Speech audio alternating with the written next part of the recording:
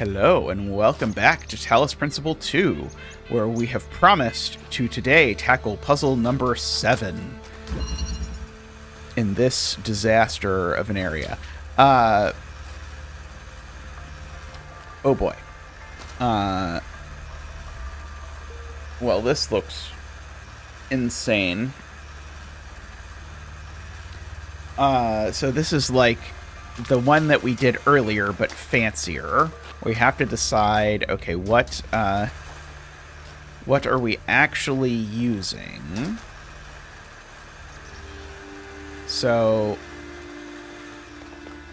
we can get any color we want on the accumulator pretty easily. And then each of these can go back with that. So let's imagine that we have...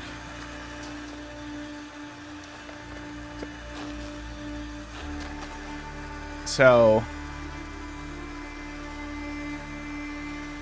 I'm going to need to connect these two together. So I think I want red on the accumulator. I'm going to just try this and then see if I'm wrong.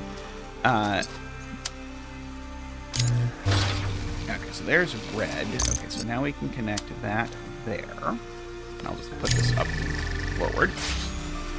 Okay, so now you are going to connect... Oh no, I already see that I think this is wrong, because I don't have a green.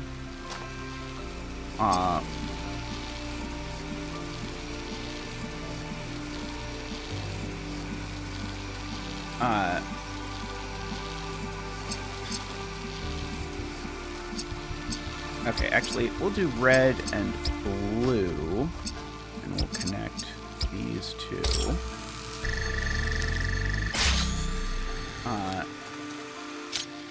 Okay, and then the trick is now I've got... Oh, I see. Okay, this I need to disconnect from that. And then I connect this over there, and that's what's going to happen. Okay. Take the accumulator. I'm going to only connect this here, not over there. This, I'm going to keep the connections. I'm also going to connect it there, and then connect it. Okay, and then this now is going to connect to that RGB converter, that making blue, and then we'll get blue like that. Haha! Okay, that was not too bad. It's pretty easy to sort of have the like rough idea, wow, and then that one was a mind bender. Figure out what it had to do. It's just sort of like debug it slightly. Okay. Let us go to number 8. Because we are almost to number 8. Well, we are to number 8. We just have to walk there. Number 8.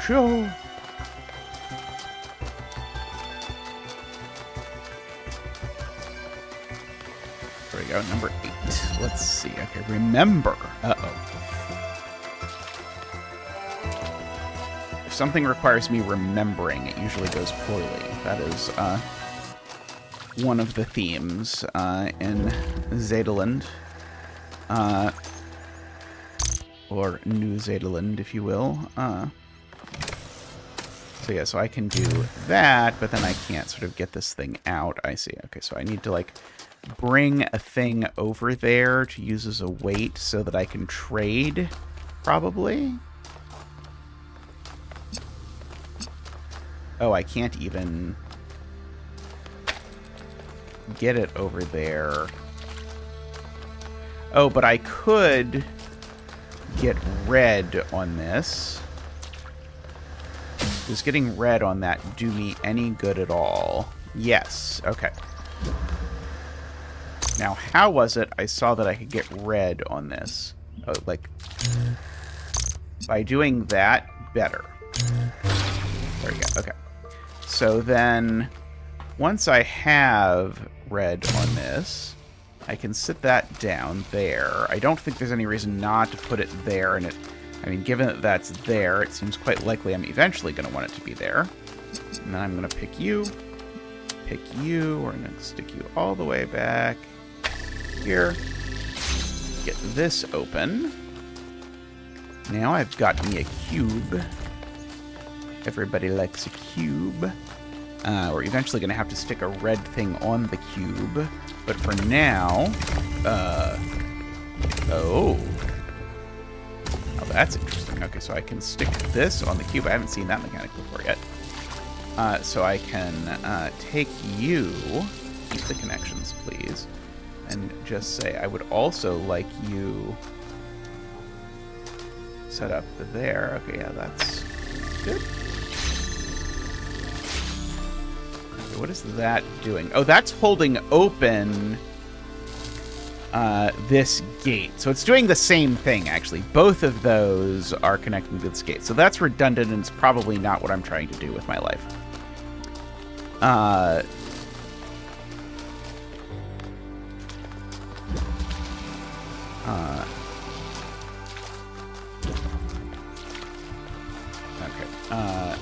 So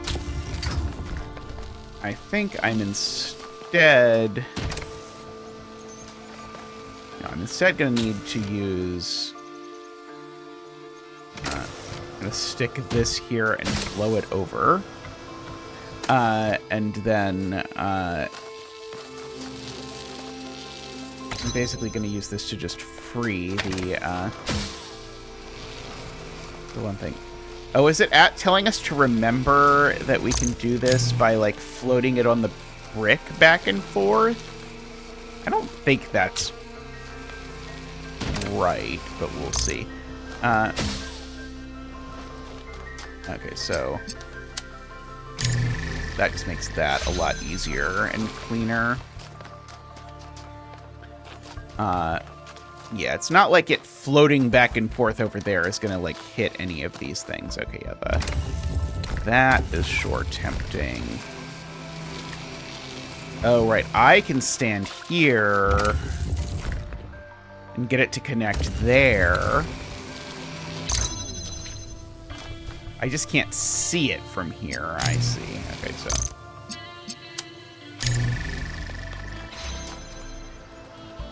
but I can get my connector back now because I can just throw that over there. And grab my connector as well. So I actually can grab all these pieces.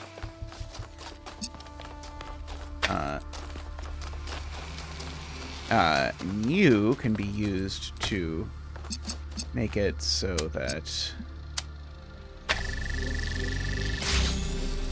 this is connected.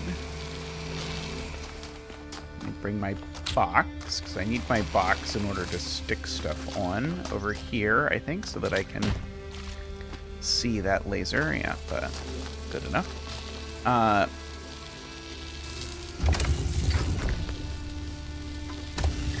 Okay, so what I need to do, I see. What I need to do is I need to sit that there, and then I need to pick this up and connect it to both of them.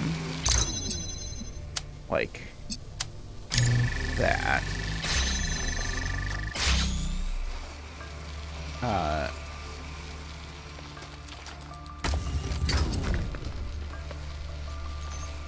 Oh, right, because I'm not standing there anymore.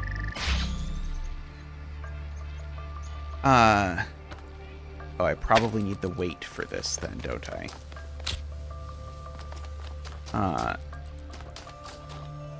Oh, actually...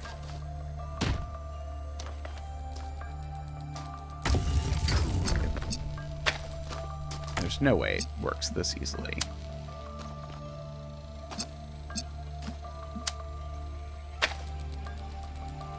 Almost, but no, not quite. I think it feels like I'm probably not going to get the actual connector over on this side.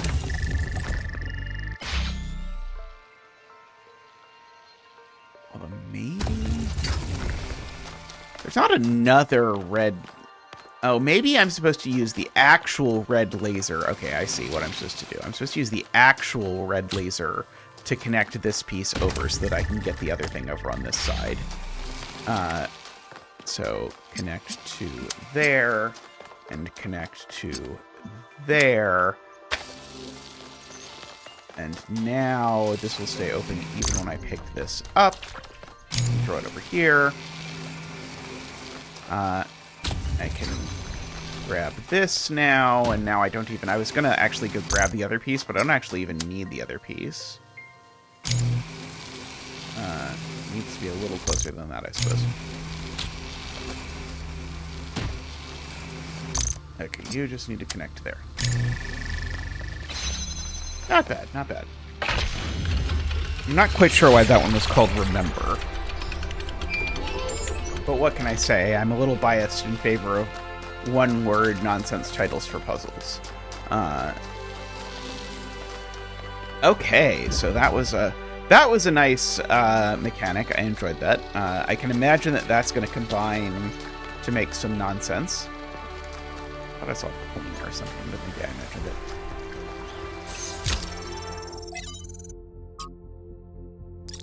Okay, let's see.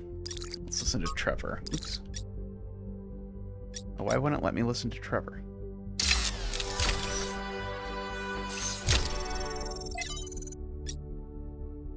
It seems to not let me select the Trevor audio for some reason. That is concerning. I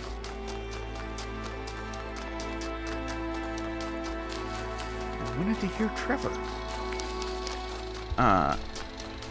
You've gotten me addicted to the lore. You have to give me the lore.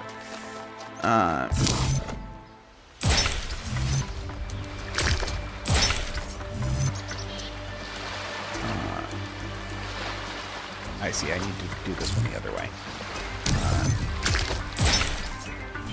Is what you were telling me. And do that one that way, and then do this one. Makes sense. Here's another purple prism. Sometimes it seems the only choices we have are renouncing civilization or mindless expansion. But that's not the only path forward. Embracing deliberate control over nature doesn't have to mean destruction.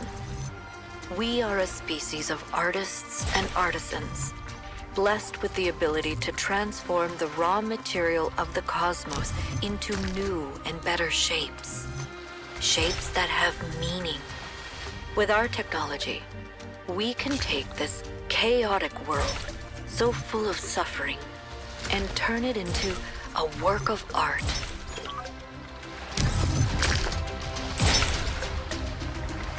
That's not quite working. Let's see. Oh, I unhit my L2. Sorry about that. I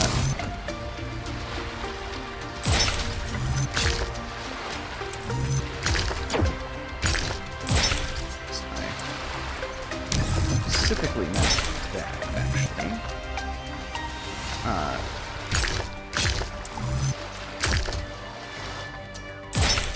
Oh, is that actually it? That's actually it. Okay.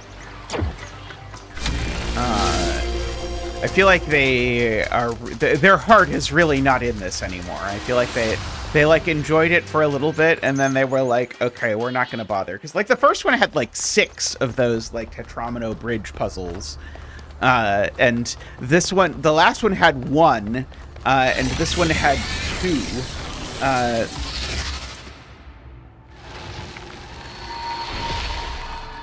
Halt, creature of clay. You have taken another step towards the flame. Before you continue, ask yourself, have the gifts of Prometheus ever truly benefited your people? Or have they brought nothing but strife?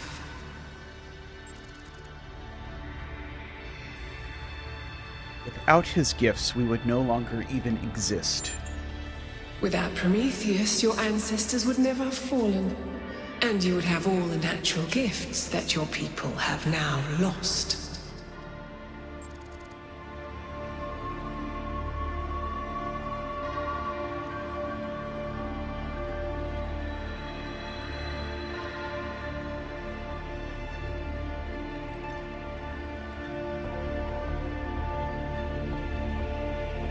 Disasters always happen. Without the gifts of Prometheus, we would be defenseless. Yet new disasters will befall you because of his gifts, and they may be more terrible than anything you have seen before. Consider this as you continue your quest.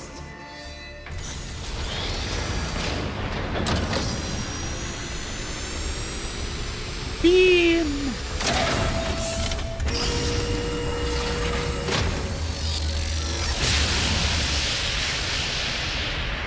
I've been thinking. There's 3 towers per cardinal direction and 3 entities. You'd think it would be symmetrically arranged. 1 tower per entity, right? But we haven't seen Prometheus at all. We're built to find patterns. Maybe we're trying to find patterns where there aren't any. 1K, please investigate the coordinates I'm sending you. Where are the coordinates? Oh, up there. Right. Search for schematics in lab. Okay. Good. They're all like, you idiot, you did not find the lab on your own, even though you wandered around. So we're just going to tell you where it is, which, to be clear, I am very grateful for.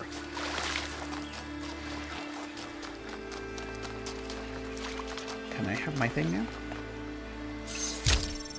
I want my audio file. No, it's grayed out. The worst.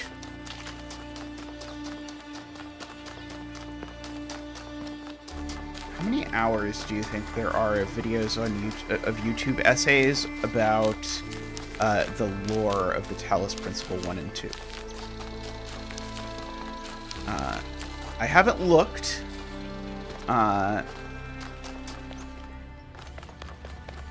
But I feel like there's 2 like real possibilities,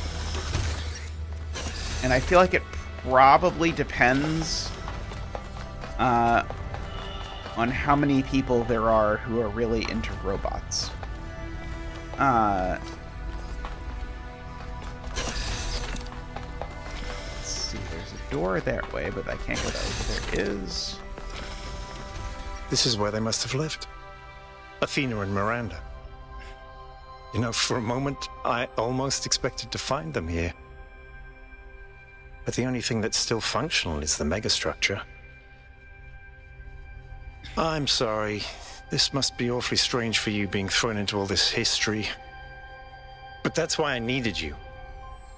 Because you're not burdened with all these memories and conflicts and regrets. Weigh on our minds like a nightmare. Yeah, it's great being me. A nightmare. Our civilization is caught in a loop, 1K. We freed ourselves from the simulation, but now we're trapped again, and it's our own fault. We're afraid of taking responsibility, afraid of growing up. Instead, we make up some capitalized words and build up all these myths around them. Nature, balance, the founder, the goal. We're afraid to face the randomness of the cosmos, but equally afraid to imagine a better world. So we're stuck. I've been trying to find a way out for years. Something, anything, to get people to understand that we do actually have free will. That building a thriving, expanding civilization doesn't have to involve repeating the mistakes of the past. But I failed. Over and over.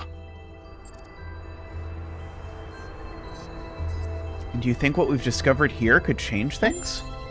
Yes. Because this is something unexpected. An anomaly. Everything we found on this island challenges who we have become. It shows us that different answers are possible. And maybe that can break people out of the loop. All we need is a spark. Maybe that's why she made all this. The puzzles, the towers. A way of jolting us out of our complacency. I hope so. Thank you, 1K. I hope so too. We might be wrong, but let's be optimistic. Now, let's see what else we can find here.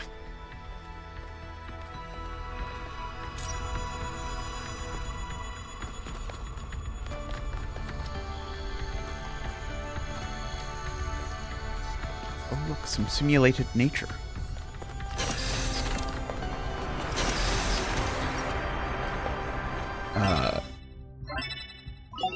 Melville, eyes on 1K stream. Is this thing what I think it is? Blow my fuse box. It sure looks that way. Best not touch it until I get there.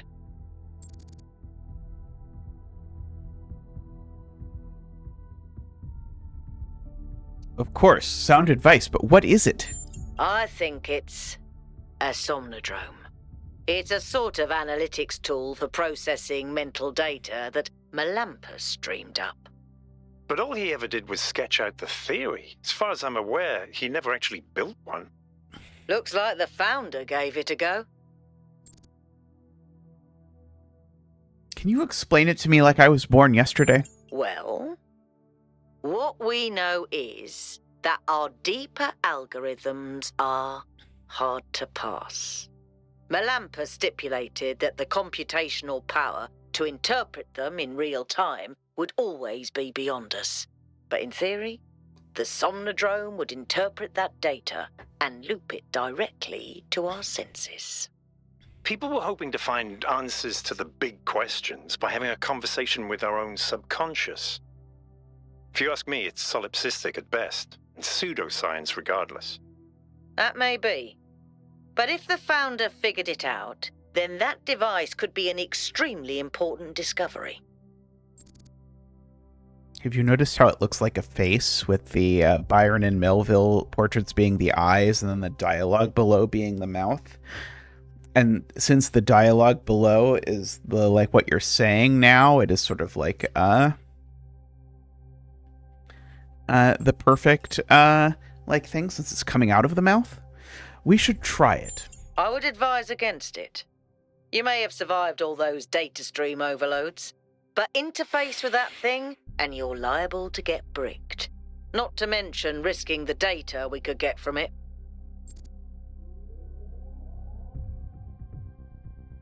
Well, I wasn't saying I wanted to get in it. Fine, let's get the data instead. Sounds like a plan. Melville, I'm shutting this thing down until you can get here. 1K, get on with exploring the rest of the lab. I have a private message. Olympus. To all of you on this expedition, I'm sure you have questions about the Somnodrome, but I'm afraid I can't answer them. It was a dream I had long ago when I was a different person and has long since faded. I did build a prototype of sorts, at least of part of the systems, but none of them ever functioned the way I wanted. Whatever Athena may have done with my invention, the truth is that I'm simply not interested in the affairs of New Jerusalem anymore.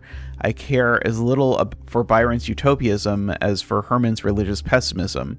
I'm not sure I care about anything at all, really. In fact, I think not caring may be the only answer at the end of the day. Everything is transient, even the self. I've learned to let it go. Please do not respond. I value my privacy. Oh, wonderful. Oh, someone sent us a thing about their farming obsession. So I've been playing a ton of an old Gehenna game called Ancient Human Farmer. The title says it all. It's sort of a simple farming simulator. Maybe not the most sophisticated game, but I'm getting really obsessed with it, and I'm having sort of emotional response to it that I can't exactly explain. Like, it makes me happy, but also sad. Does anyone have any idea why this is happening to me? The game appeals to you because of the human need to commune with nature, to live a lifestyle that's not about dominating the world, but coexisting with it. You're sad because we can't ever return to being who we used to be 1,000 years ago, but happy because it reminds you that at least something similar is still possible for us. Maybe it's because the people of Gehenna, despite their imprisonment, had an innocent view of the world that's permanently lost to us. I think it's actually the opposite of what Ovis is saying. These games are enjoyable because they let us bring us back to a time when we still had agency, when we could build things, grow things, when we could impose our will on the world instead of being completely powerless and inactive. What you crave is the ability to contribute to humanity in real material ways, and you're sad because just simulating it isn't enough. You don't want to farm, you want to be a pioneer, as we humans were born to be. It's just a game, don't overthink it. I agree with Damien. I guess I can see your point. Thanks for your feedback, everyone. I'll go play another round now.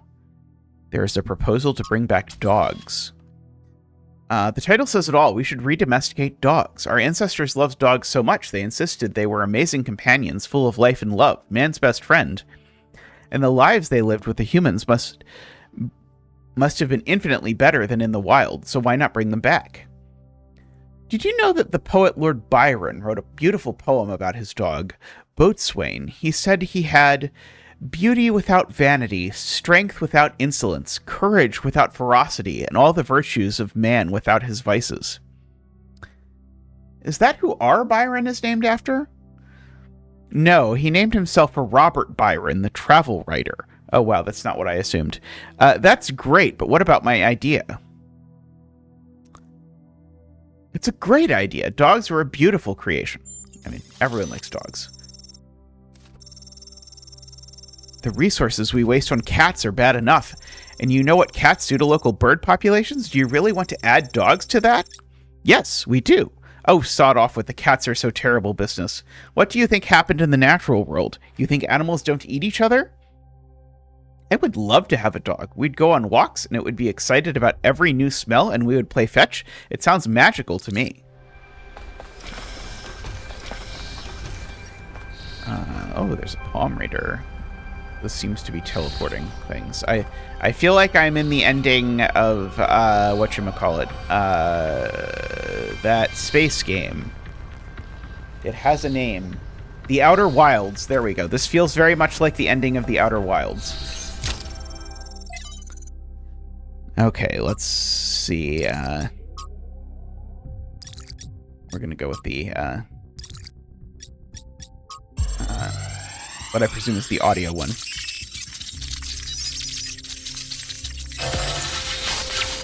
Uh-oh, I done broke. The singularity sustained itself longer this time. Did we get the data? We did. I think we just obsoleted quantum physics. Maybe. Let's not get ahead of ourselves. We need to be able to replicate these results. You know, I've been wondering. You told me that in the simulation, one thing that kept you motivated was looking for answers. Do you think that with the work we're doing, we'll ever run out of questions to ask? I don't think so. Trying to understand the universe means asking the same question over and over. How? How do you make fire? How do earthquakes happen? How does gravity work? How do particles behave? You keep digging deeper, finding another set of mechanisms, another set of hows. Step by step, you demystify reality. But then, if you keep doing it long enough, one day, you run out. You've answered all the hows. You know how the universe works. So, now what? Now you ask why? Isn't that the next step? It's not quite that easy. The question of why cannot be answered. Even if it could, it would only be followed by another why. At some point, you have to accept that it all just exists. But there is another set of questions. What's next? You've stripped away the layers of mystery, you've laid bare the machinery. Now you have to start building, to add your own layers of meaning.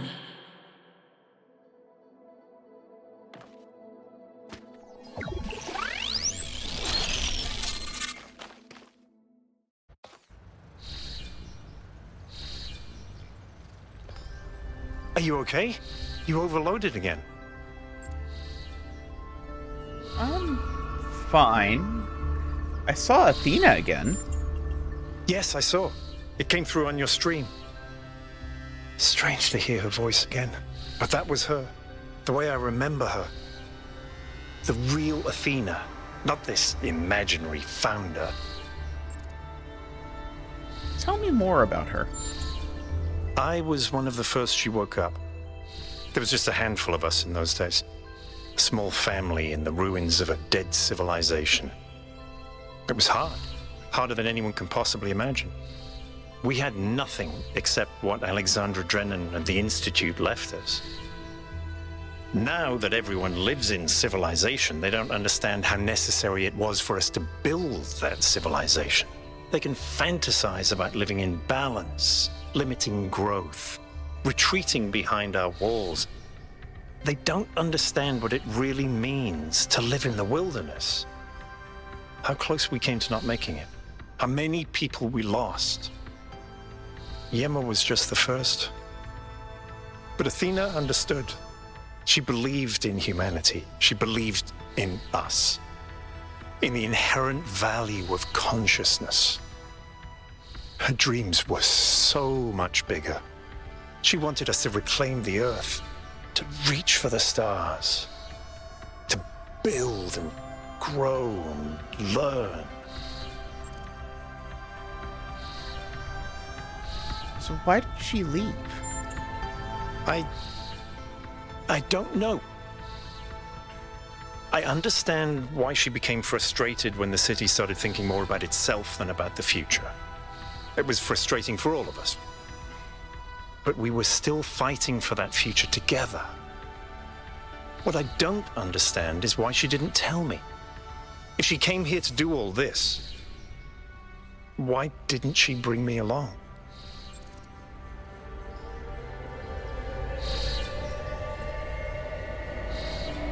I'm sorry, it must have been hard to lose your mentor.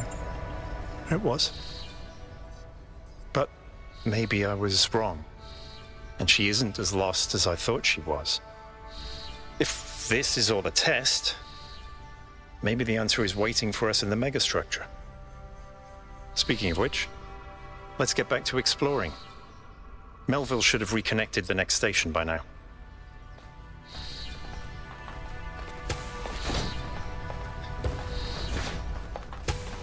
Good.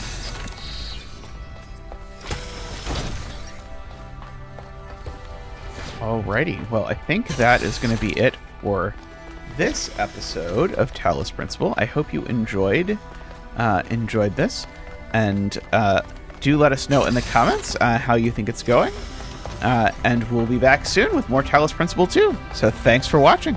Bye for now.